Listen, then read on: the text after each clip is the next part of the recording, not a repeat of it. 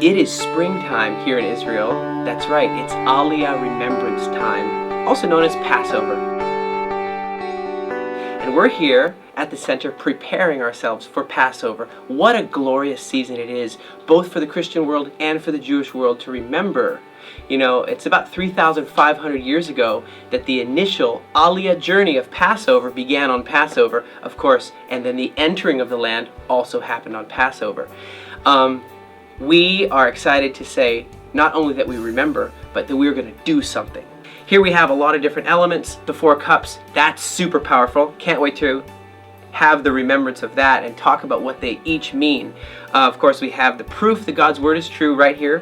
Every Passover table should have it. Amos chapter 9, verse 14 and 15. I will bring them back. They will plant their vineyards. They will drink the wine thereof. This is from the disputed Judea and Samaria, also known as the West Bank.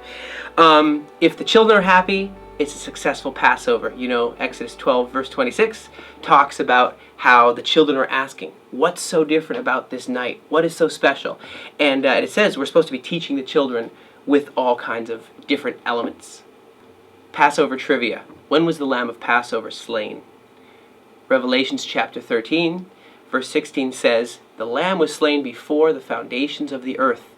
And we know that that all was manifested on Passover, the manifestation. Of course, I'm excited to say, as an Aliyah ministry, that Jeremiah 16, verse 16, don't forget it does say, the day will come, the children of Israel and the people will say, as the Lord lives, who brought them out of the north, the south, the east, and the west, and not as the Lord lives, who brought them out of Egypt. So there's a new Exodus that we're all a part of right now. Should Christians care about Passover? People who never did go and live in Egypt and were slaves for 433 years and were pulled out with a strong and mighty arm. Well, guess what? Numbers chapter 9, it says, yes, the stranger, the foreigner, is supposed to come and celebrate it together, because guess what? We're all part of one olive tree of salvation.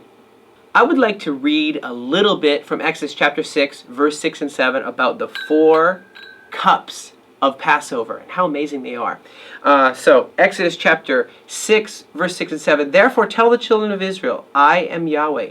I will bring you out, that's cup number 1, from under the burdens of the Egyptians. I will rid you from all your bondage, that's cup number 2, and I will redeem you, there's number 3, with an outstretched arm and with great judgments, and I will take you to me for a people, and I will be to you God, and you will know that I am Yahweh your God.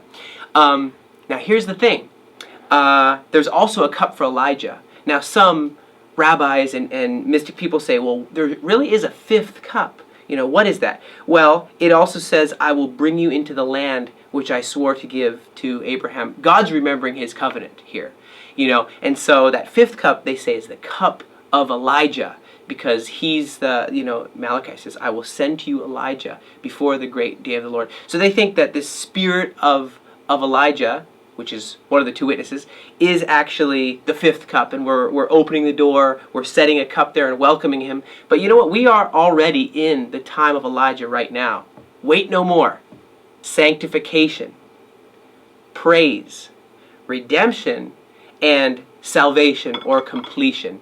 Now we know when Yeshua in Matthew chapter 26 verse 27 lifted up the cup, the 4th cup, and he says, this is the cup of the new covenant, prophesied in Jeremiah chapter 31 verse 31. This is the cup of my blood, the cup of the covenant. Well, that was the 4th cup.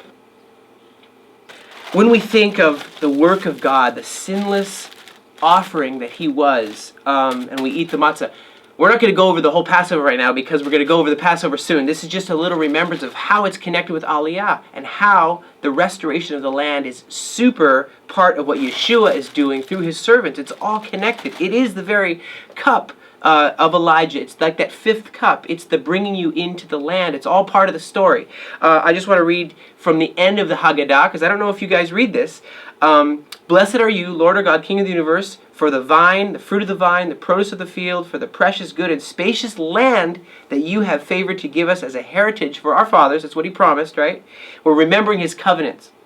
to eat of its fruit, be satiated by its goodness. Have mercy, O Lord our God, on Israel your people, on Jerusalem your holy city, on Zion the abode of your glory, on the altar and on your temple. Rebuild Jerusalem, the holy city, speedily and in our days. Bring it up into it. Make us rejoice in it, and we will bless you in your holiness and purity. Isn't that great? That's the end of the Haggadah that you're about to read on Passover. I want to say happy Passover to you all, and let us be active in the restoration of this land and people as we raise the fourth cup.